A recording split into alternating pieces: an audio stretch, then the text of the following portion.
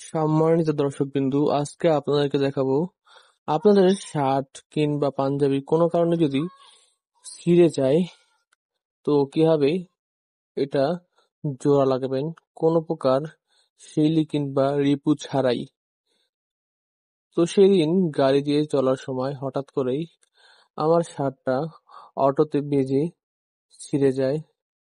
শার্টটাও কিনেছিলাম খুব সীমিত অল্প দিনে কিছুদিন আগেই, যার কারণে এটা নিয়ে যাই বাজারে।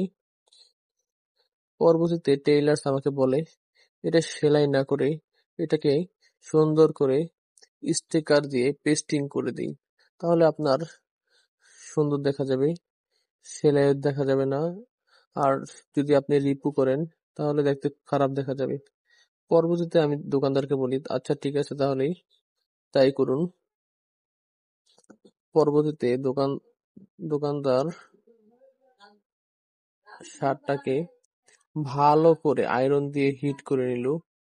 হিট করে একদম তাপ দিয়ে প্রচন্ড গরম হওয়ার পরে এটার উপরে তার যাকে পেস্টিং বলে দোকানদাররা, টেইলার্সরা সাধারণত কল আর হাতার ভিতরে যে পেস্টিং গুলো লাগায় ওইগুলোই পরবর্তীতে কেটে ছোট করে আমার শার্টের কাটা অংশ ছিঁড়া অংশতে লাগিয়ে দিল।